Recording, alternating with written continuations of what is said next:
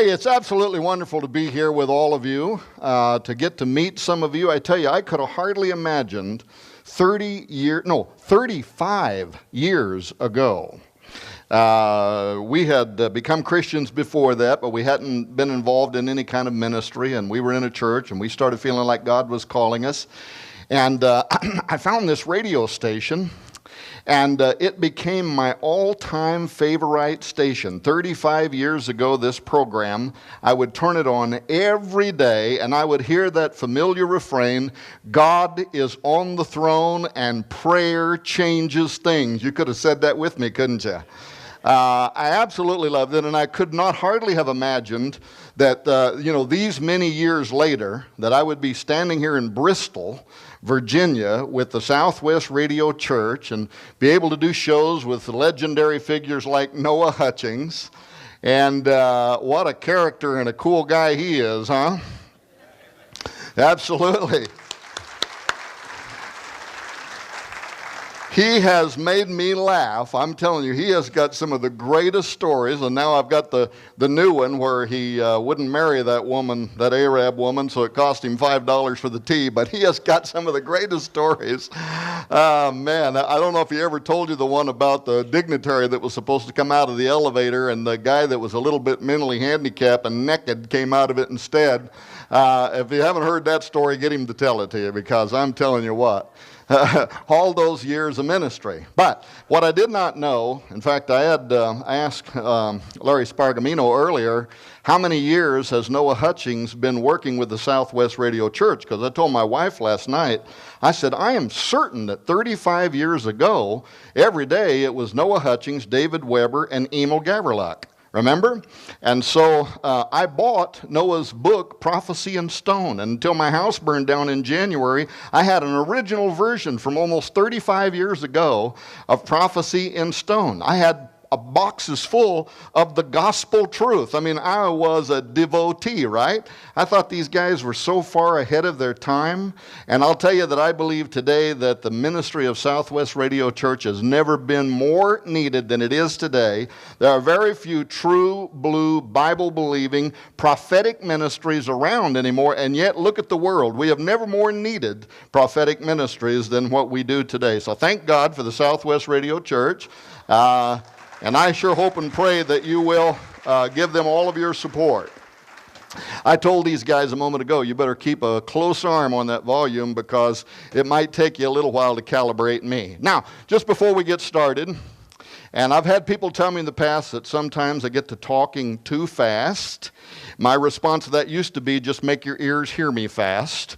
But some people said that didn't work anyway, so I will try to get through what I want to talk about tonight, and hopefully won't talk too fast, won't talk too slow, won't bore you to death. But I do have to tell you this secret. You want to know a secret?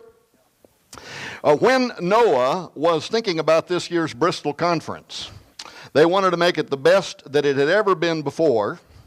And so Noah got together with all the staff there at the Southwest Radio Church, and he said, what can we do to make the Bristol event the best one that it's ever been before? And so they talked a little while, and Noah said, I know what we will do. We will call and we will invite the most knowledgeable man in America to come and to present at this year's Bristol conference. And so Noah went and he called the most knowledgeable man in America. Unfortunately, he declined. So Noah went back to his staff and he said, now what are we going to do? If we cannot have the most knowledgeable man in America, they talked for a moment and he said, I know what we'll do. We will call and we will invite the most articulate speaker in the United States to come and to speak this year in Bristol. So Noah rushed to the phone and he called the most articulate speaker in America. Unfortunately, he declined. So Noah went back. Now he's discouraged. He said, if we cannot have the most knowledgeable man in the United States, and if we cannot have the most articulate speaker in America, what are we going to do? He said, I know what we will do. We will call and we will invite the most handsome man in America. And of course I accepted. And Brother Hoggart, as you might know, the main reason that I did was I just couldn't bring myself to turn poor Noah down 3 times in a row like that. So I accepted. For those of you that don't know that's a joke, I assure you it is. I am not the most arrogant man on the planet. Well, hopefully you found that to be funny, because what I want to talk to you about tonight really isn't very funny. In fact, it's quite frightening, but I believe it's very prophetic. Now, I don't deal in fear, but I do deal in prophecy. And I happen to know the God who can alleviate fear when you're educated about the issues and you know who to take it to in prayer, right? Somebody could say amen. There's enough of you old Baptists in here. Somebody ought to say amen. Yeah, there you go. And so what I want to talk to you about is the coming technological singularity. I want to talk to you about transhumanism. I want to talk to you about the coming human enhancement revolution. For those of you that may not understand what I mean when I use the term transhumanism, I am talking about a very broad cultural movement that is growing like lightning in academia, in halls of education, in U.S. government agencies, in DARPA, in the Department of Defense, in the U.S. Pentagon, among the Jasons, among the Brookings Institute, among academia around the world, in this country, at Stanford University, Oxford University. All are committing huge amounts of resources and now your tax dollars towards a vision. What is transhumanism? It is the idea that we are going to use technology now to create a new version of ourselves. We have the power. We have the tools. $6 million man? Give me a break. We're going to realign our genetics. We are going to change ourselves. What we are now doing with genetically modified crops, what we are now doing with genetically modified animals, we are going to do with humans. 2.0, a new version of man, an improvement over what God did, they say, and we're going to do it very quickly. Noah told you earlier about Time Magazine's interview with Mr. Singularity himself, Ray Kurzweil, and talking about how mankind will become immortal within the next couple of decades. Well, let me tell you, they believe that vision. There are among them utopians. There are also among them some who are dystopians and who believe this could lead to the eradication of all life on earth, and yet we're committed to it anyway. Well, that's what I want to talk to you about for the next little bit. Now, I heard earlier today when, I think it might have been Bob Glaze maybe, or maybe it was Larry Spargamino, somebody was asking where different people had come from, and there were some of you here that said you came from Ohio, right?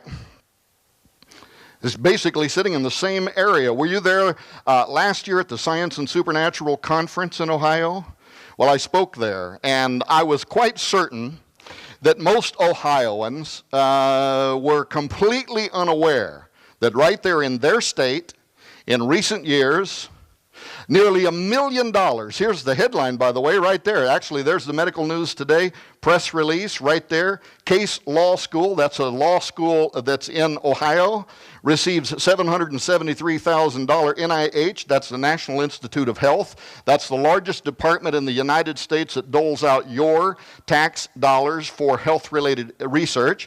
They gave a grant of almost $1 million to this fellow right here, Professor Maxwell Melman at the Case Law School, Western Reserve University, almost $1 million for one purpose, ladies and gentlemen, and that is to begin creating the guidelines that will be used for establishing public policy, that is, the law. And how will the law be extended towards human non-humans? In other words, humans that are genetically different than you and I, and will they be protected by the U.S. Constitution? Will they be protected by the Bill of Rights because they are not humans who have received inalienable rights like our Constitution says we have from our Creator? These are new creations. We'll talk more about that perhaps in a little while if I don't run out of time. And if I see Noah walk over here and start approaching me, then I know I'm running out of time. But that was specifically what this grant was given for. Now, I had been looking for the finality of this report. Professor Melman led a team of 24 over a 24-month period of law professors, bioethicists, geneticists, other interested parties who were qualified and could be part of that team for the express purpose of developing the guidelines so that the government will know under what conditions we can begin to genetically alter the human race for the next step in human evolution and also the next step in medicine, it says, according to the report in there somewhere, genetic alterations of humans. And so I waited for the report. The report was not forthcoming. They concluded this this research about 18 months ago.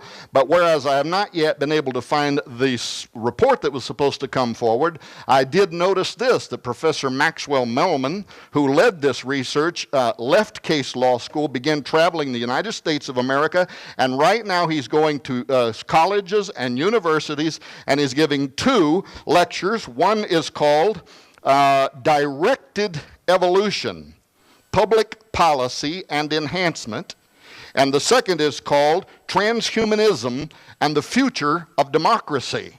So guess what, ladies and gentlemen? There is a plan, and it is unfolding, and it is unfolding quickly. And your tax dollars are being used to fund the very scheme that is going to be used to recalibrate humanity. But if you're sitting in this building, and you might happen to be a little bit envious of those Ohioans, never fear. The spring 2010 University of Virginia magazine on reinventing life. How far is the University of Virginia, by the way, from here? Anybody know? Long way, 200-300 miles. Oh, so it doesn't affect you in Bristol? Well, guess what? Do some research and you'll find out that farms around you are raising genetically modified crops, genetically modified animals. It isn't just, by the way, it isn't just Virginia, it isn't just Ohio. This is happening in every state in the United States right now. In the state that I come from, Missouri, we're raising genetically modified pigs that have human organs and have human DNA running inside these pigs for the purposes of xenotransplantation. But why I liked this Virginia article was it's the spring edition from 2010, so it's not quite a year ago that they put this out.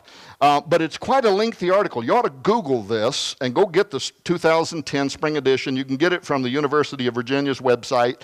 Download it and read this particular edition because it is all about how we have been genetically modifying organisms, but we are going to genetically modifying humans, and it's going to happen quickly. Professor Michael Schertz, who is the professor of chemical engineering at the University of Virginia, he says it is going to happen. We're going to change human DNA.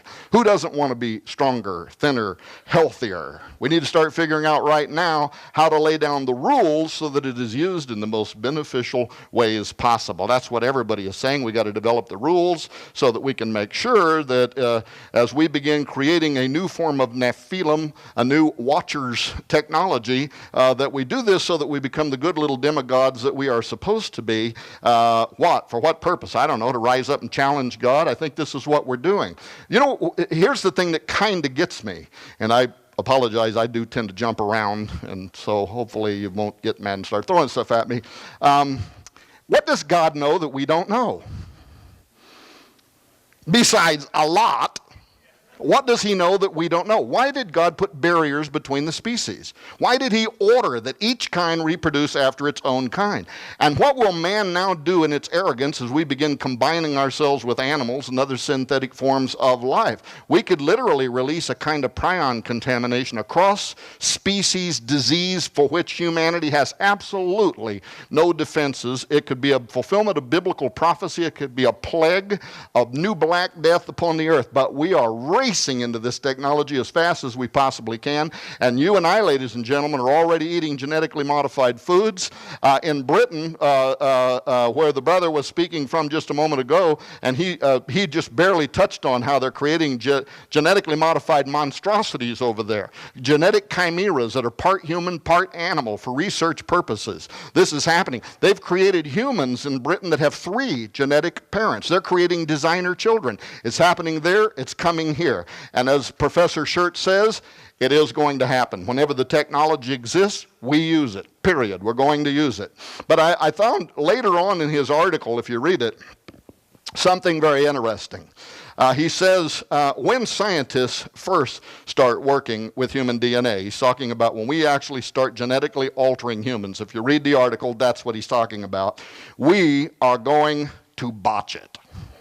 with both immediate and long-term consequences. In biological systems as complex as humans, there will be mistakes and unintended side effects when DNA is modified. There will be mutations that will have extreme consequences for the individuals in which they appear. Most mutations are harmful, certainly not like X-Men, end quote. And of course, Pastor Hoggins, you know why he's referring to X-Men, because he's a college professor and he's talking to what Rush Limbaugh calls those young skulls full of mush. And those young skulls full of mush right now are being indoctrinated in the school. Right across the road from here, the movie's playing right now with Thor. The gods are coming down. We're going to be converted. We're all going to be very cool. Oh, sure, there'll be some bad X-Men, but us good X-Men, we're going to overcome them. In the end, we're going to win out. If you don't believe it, watch Wolverine, right? At the end of the day, we win.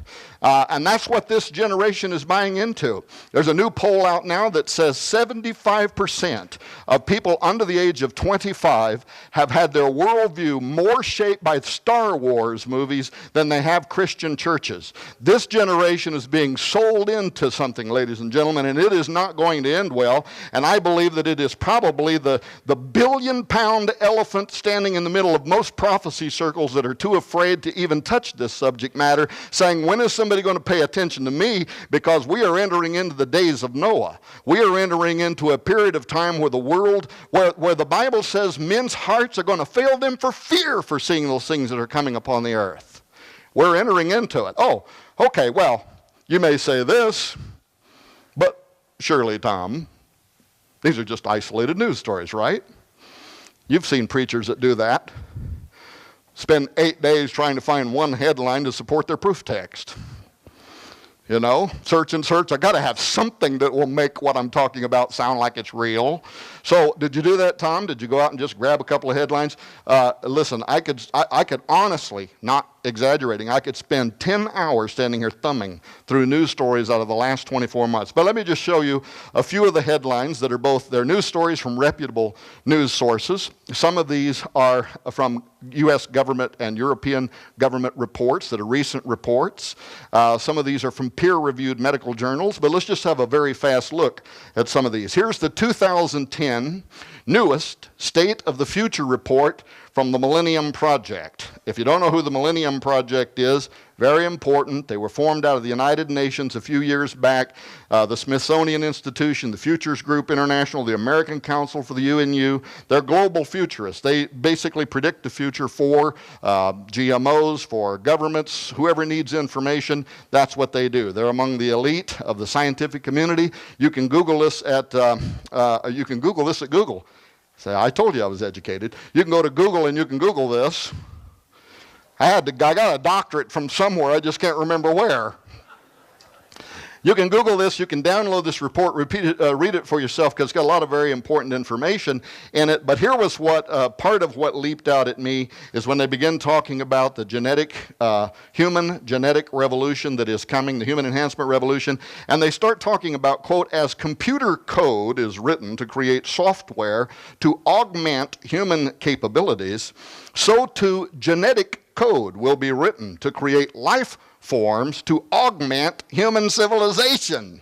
We're going to become the Borg, because the military is heavily investing in what is called BMI technology, brain-machine interfacing. That's partly what they're referring to. We're writing the software code right now so that the software will help us augment ourselves by being able to interface with artificial intelligence systems. We're already doing it. In fact, the technology is rolling out so quickly that you might have saw where some of the games makers now are creating this little thing. It's like this, actually. It's a lot like this thing. You wear it on your head, and extracranially, it is reading the neural impulses of your brain so that you can control a game system just by looking at a screen and thinking about it.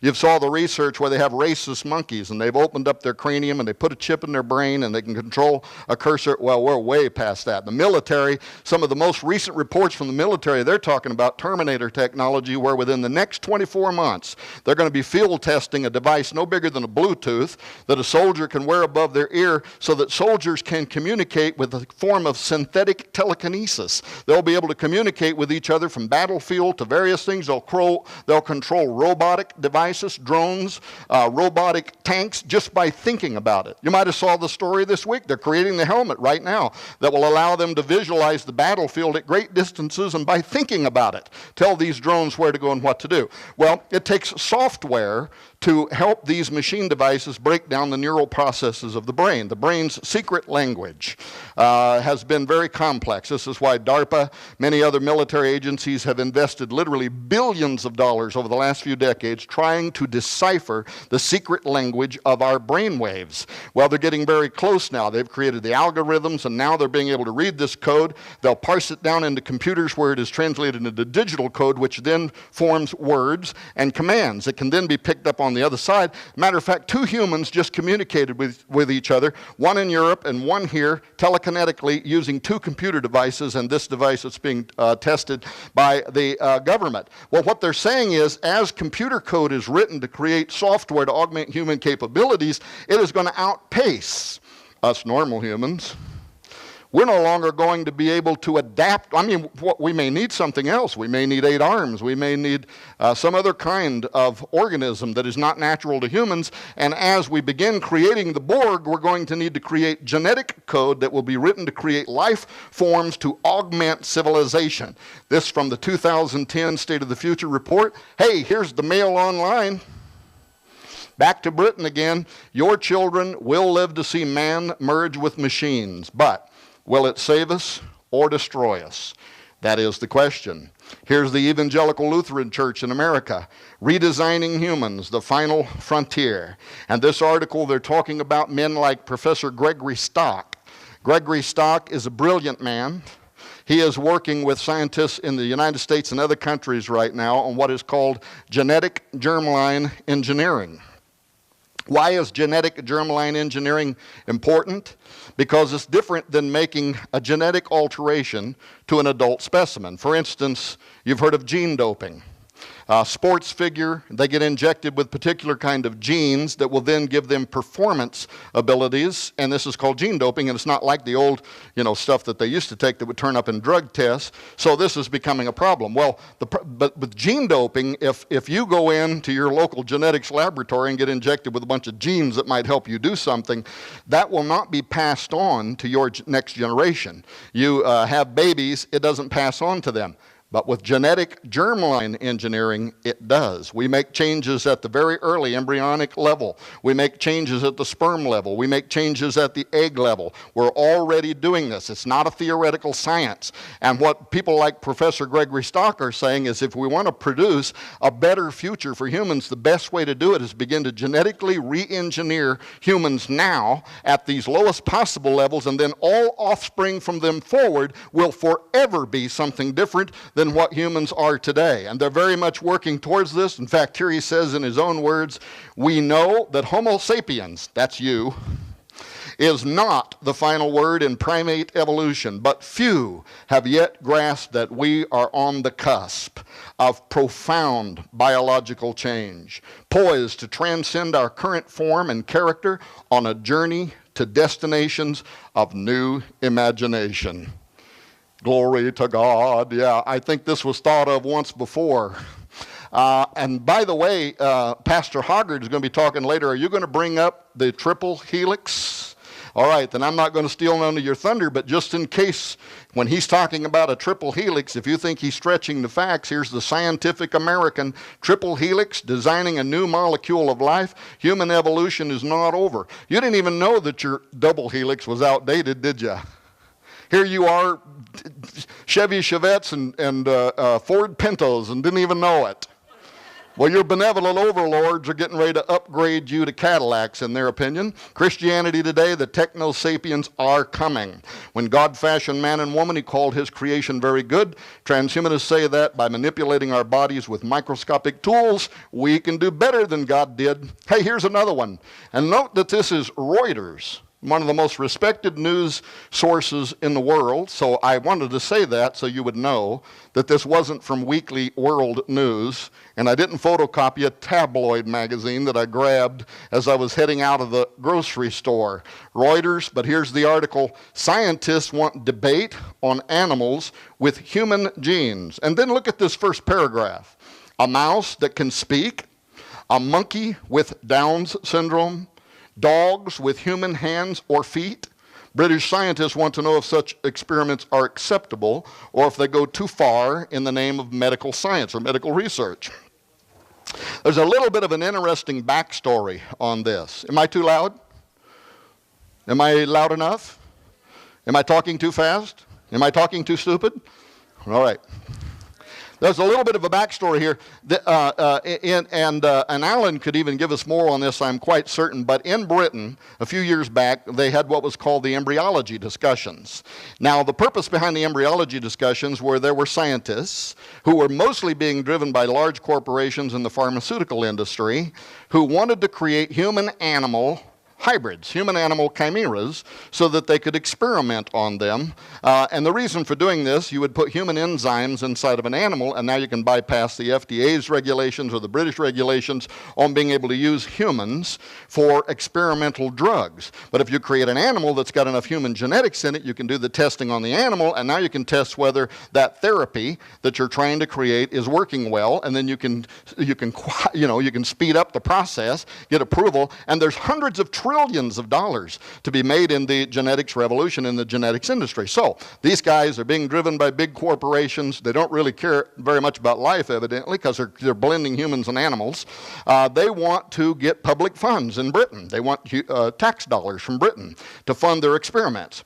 Some of the people in Britain didn't like that very much, especially the pro-life community, so they started complaining about it. So Britain, either sincerely or pretensively, I don't know, decided that they would have what they called the embryology discussions. And so they would allow experts to come in from all these different fields to talk to them about the pros, the cons, the ethics of creating human-animal chimeras, people from within the industry. They allowed clergy. There were two bishops from the Vatican that went there. One of the bishops said, well, if a woman participates in giving egg or ovum to be used in these experiments for creating these human-animal hybrids, and then later, if she developed a crisis of conscience, she ought to be able to raise that offspring as her own child.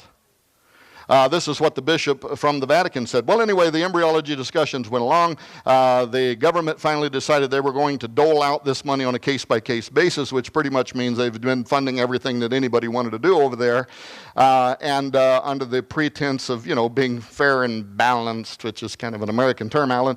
But so they've been funding this, and now these same scientists are back. And what they're saying is, okay, we've been doing this, and we're supposedly destroying these human-animal concoctions at a very early age or at the embryonic age. But now what we want to know is, would the government, would the public be willing to continue funding this research? And now let us set up some islands of Dr. Moreau so we can start raising these monstrosities to full maturity so that we can do even better experiments. And that's what they're wanting to ask. And furthermore, if you go Google this article and you read it, you'll see that the scientists in this press release come very close to admitting that some of their colleagues are already doing it anyway, and so the public might as well go ahead with the program. There's a few theories. One of them is called the law of diminishing returns, where the public, if you went to the public here in America and said, hey, we want to start creating some half cow, half humans that we can use for target practice out in the middle of a field in Missouri,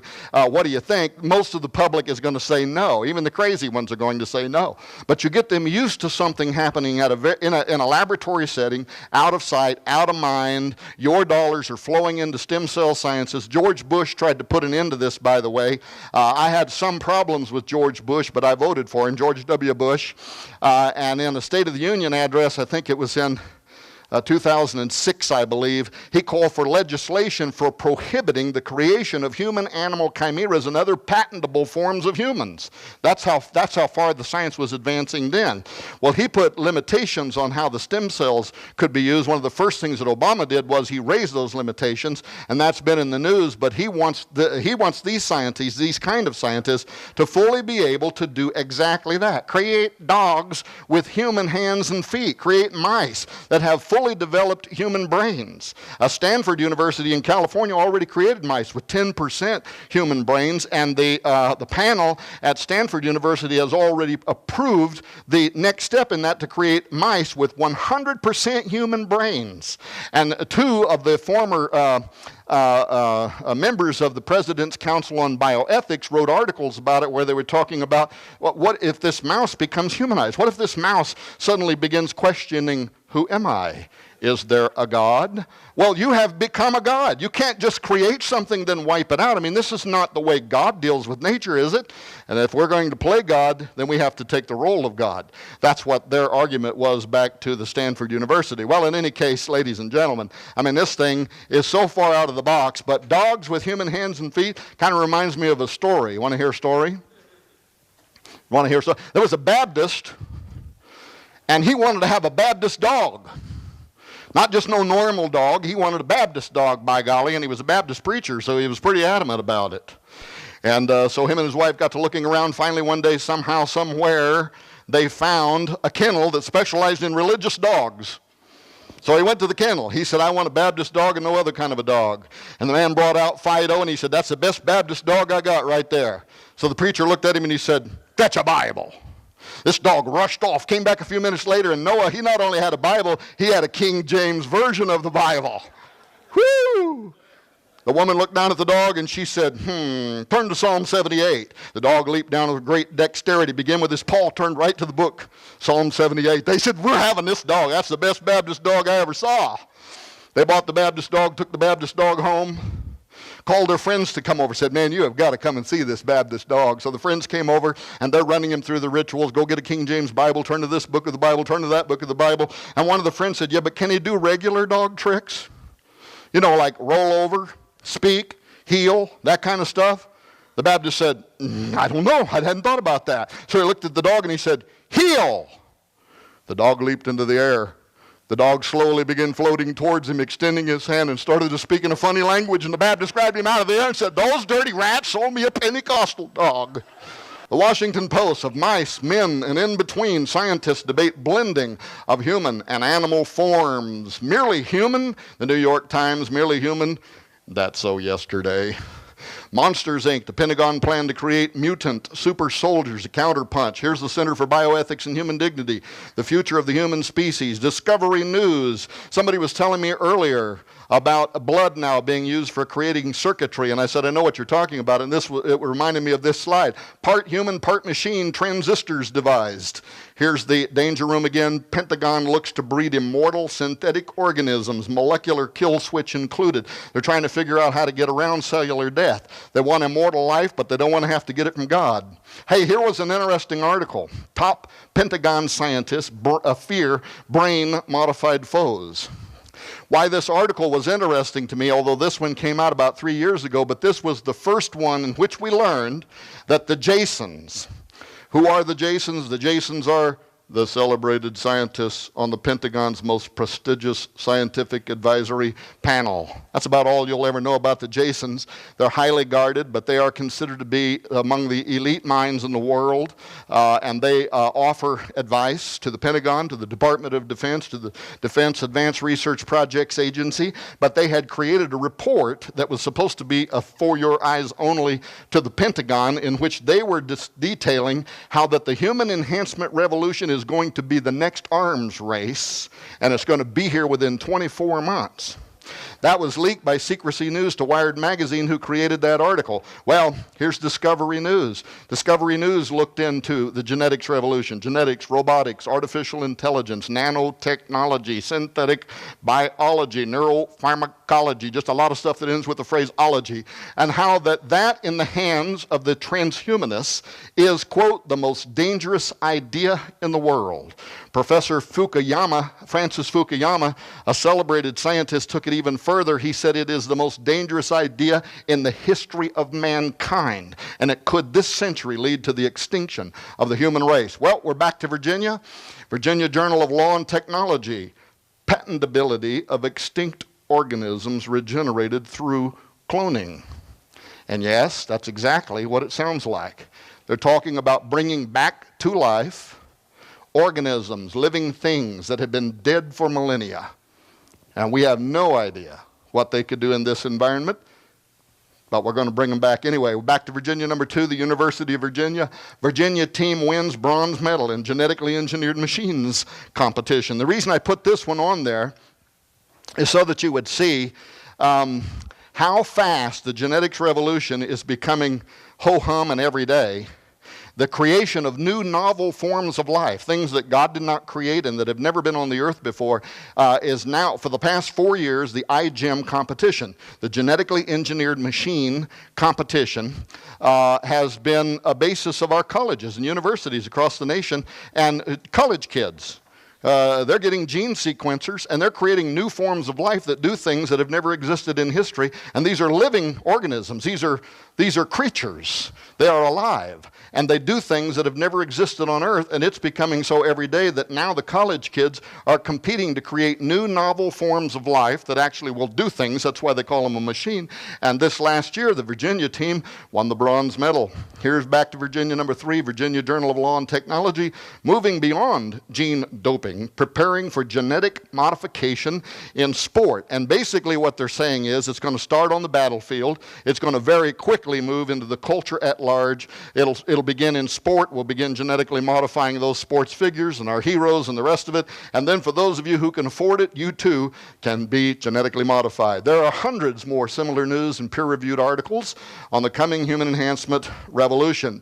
Here's an article at the Wired magazine. We're going to create hibernating soldiers by blending them with zombie pigs. Here's another one out of the UK. We're going to create living brains inside machines. This one I wish would have turned out a little clearer. This is only May 11th.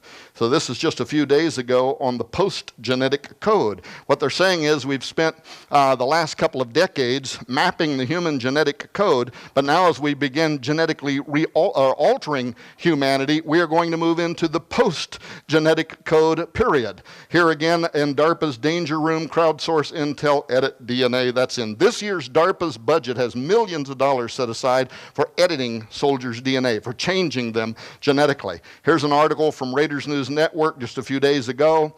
Professor of human genetics at the University of Chicago has no doubts genetically engineered humans will trigger a new species of man.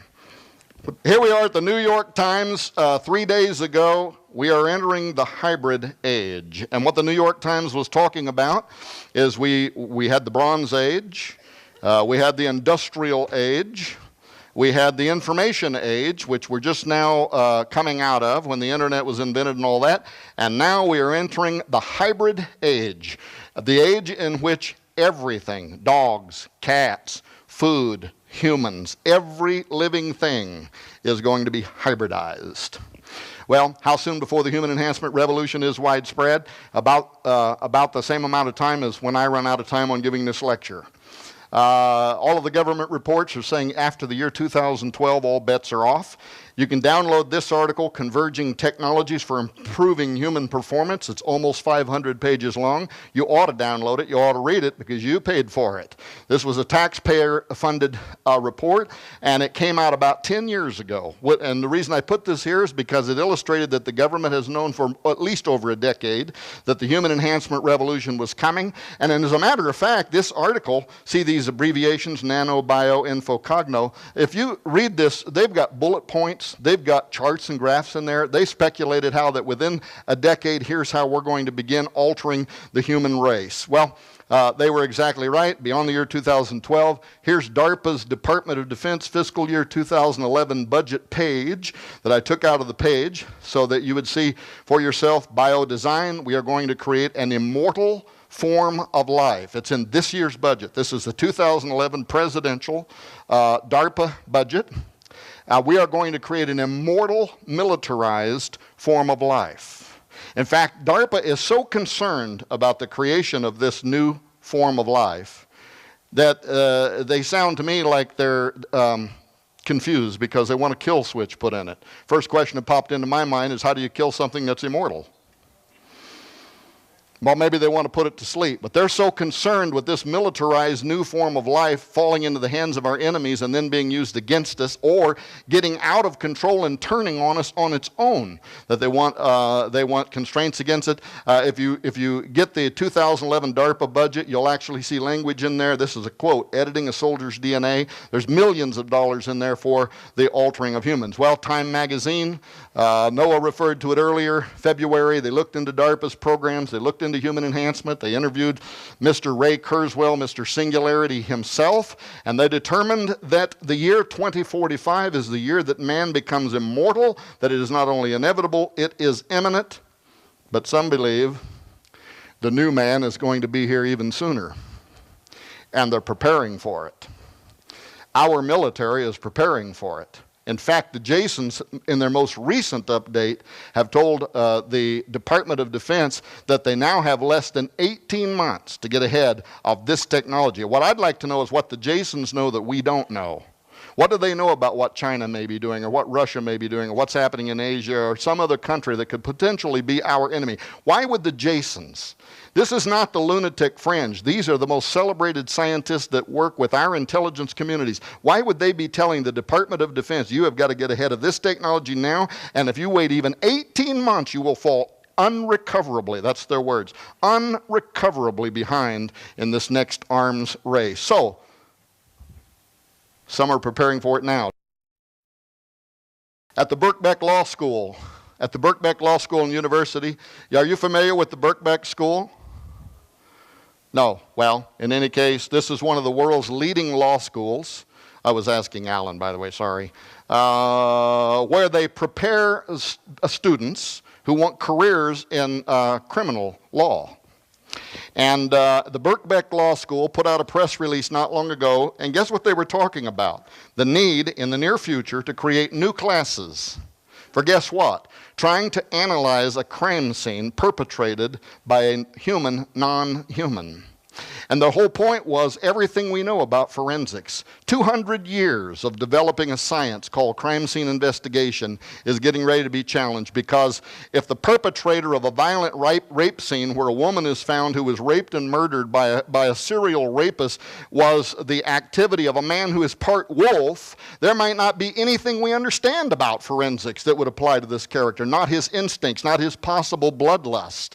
And the fact that these kind of questions are having to be asked was actually illustrated in experiments that were done by Evan Balaban at the McGill University in Montreal, Canada in the last few years, where he took the developing brains of quail and he transferred it into the developing brains of chickens, and as the chickens grew and developed, they started exhibiting the head bobs and the vocal trills of quail. And what his simple experiment illustrated was that very complex behavior patterns can be transferred from one species to another species when we begin to modify what it means to be a human. At the American Journal of Law and Medicine, they're wishing that we could have a literal international treaty prohibiting cloning and inheritable alterations. It isn't going to happen. But why did they want it? Because the new species or post-human, by the way, this is a peer-reviewed medical journal.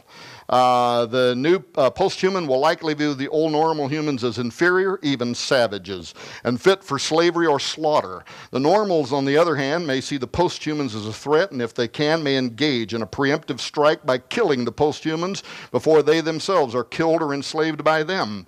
It is ultimately this predictable potential for genocide that makes species-altering experiments potential weapons of mass destruction and makes the unaccountable genetic engineer a potential bioterrorist. How real is this threat? In California, they have been conducting a series of HFA, House Foreign Affairs Committee hearings. Senator Brad Sherman, who's best known for his expertise in the spread of nuclear weapons among terrorists, has been chairing these meetings in California. And what are they about? They are about the the future, near future potential threat of superhumans, super animals, and super artificial intelligence that could form a lethal threat against which mankind is not prepared. But it gets worse. Here's the new Jason's report. Google this, download it, and read it. If you want some interesting reading, the $100 Genome, Implications for the Department of Defense. This is only a 4-month-old report. They talk about the coming human enhancement revolution and the militarizing of human genetics. And then under major recommendation, they begin talking about how the DoD has to get ahead of this. They talk about the need to establish genotype and phenotype data.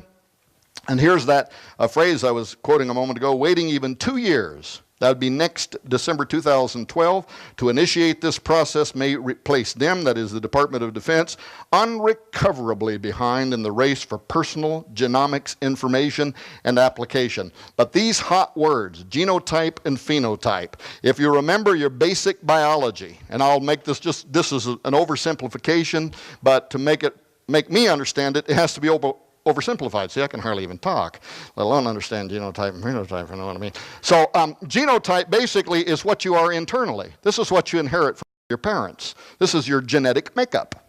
But phenotype is how that is expressed.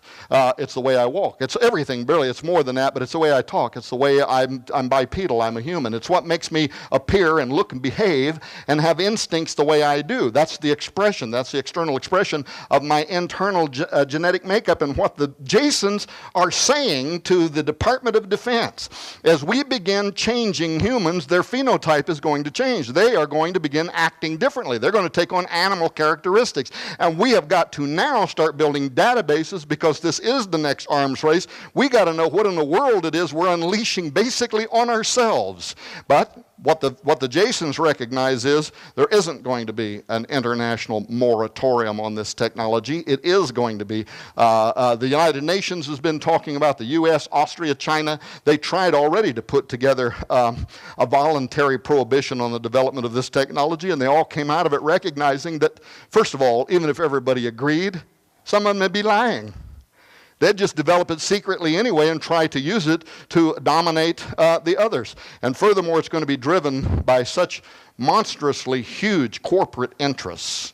Like the professor at the University of Virginia says, who doesn't want to be stronger? Who doesn't want to leap buildings in a single bound, you know? Who doesn't want to get up feeling better than they do? My knees clickety-clack when I go up the stairs, you know? I told my wife the other day, I said, I can't wait for DARPA to get one of those exoskeletons perfected because I'm going to step inside that thing and run down the road a little ways. Maybe kick a few transhumanists as I go by.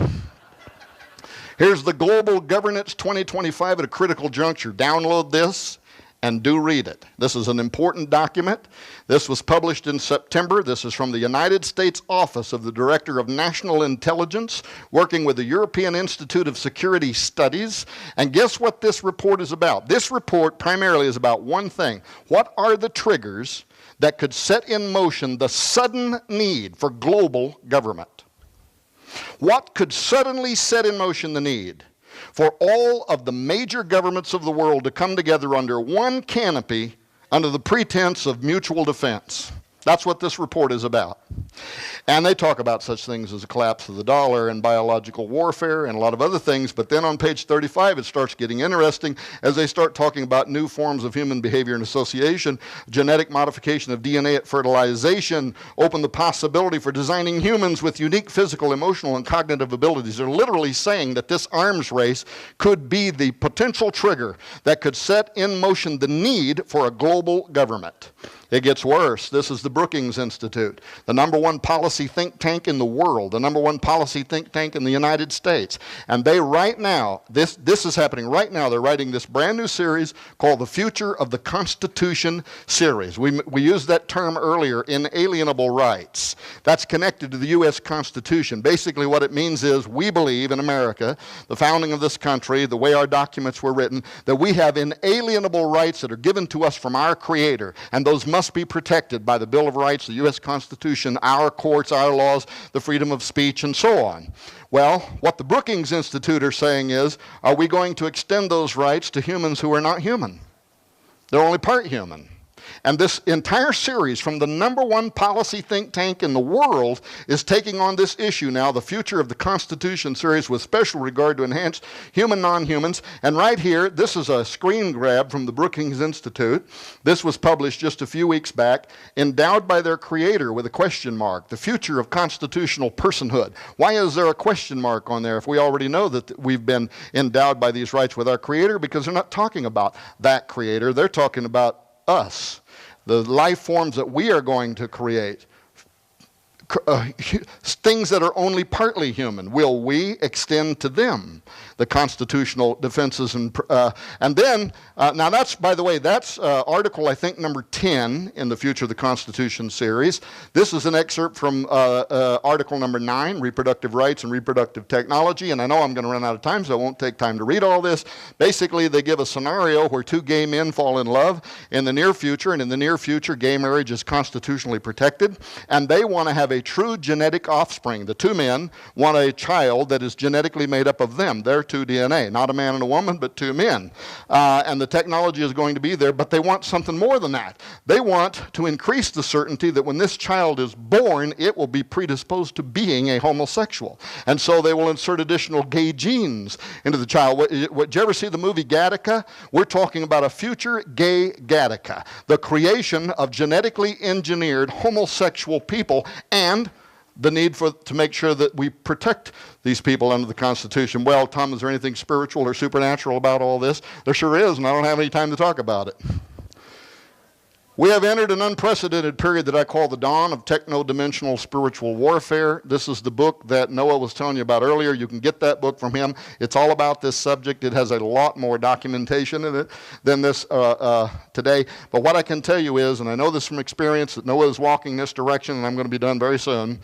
We have entered into a warfare, ladies and gentlemen. We are in a war for the mind of a generation. Unlike any generation except maybe before the Great Flood has ever experienced. I know it personally. I was attacked at the Transhumanist Spiritual Conference in Salt Lake City, Utah. I've been attacked on all of the #1 transhumanist blog sites in the world, including those that are connected with the Singularity Institute and the Singularity Summit. The co-authors of some of these science reports, like the NSF report, Ethics of Human Enhancement, 25 Questions and Answers, have attacked me on the largest transhumanist websites in the world. So I know that we're in this battle in the ideological or theological phase. I also know, and even some transhumanists believe that it could be more than that. There are transhumanists themselves who believe that we are going to make contact with supernaturalism by altering our genetics, that we are going to make contact with the other side by blending ourselves with animals. I could have spent an hour just on this subject matter, all the various modes of perception and how we're going to open those modes of perception by blending ourselves with animals. Balaam's donkey tells us that some animals can see into the spirit world, and as we begin to alter ourselves, we too will be able to see into the spirit world. This brings me back to what God might know that I don't know, and Noah's getting closer. At the Arizona State University, they've taken it a step further. They're already trying to make contact with the other side. Some transhumanists go even further. They believe that it is prophetic. I believe these transhumanists are on the right track. I believe that what we are doing now is a repeat of what happened in the days of Noah. We are in the same Luciferian way that the Watchers did. We are shaking our fist in the face of God. We are saying we will cross species barriers. We will create a new form of life into which we can extend ourselves. And I think that when Jesus' closest disciples, Noah said to him, "Tell us, what shall be the sign of thy coming at the end of the age?" He gave him a series of signs. We've been talking about all of them, but then he said, "As it was in the days of Noah, so shall it also be in the coming of the Son of Man." Hey, brand new book coming out. Noah contributed a chapter to it. It's all about this. You can learn more at the Future Congress Conference. It's coming up July 22nd through the 31st. Noah will be there. I'll be there.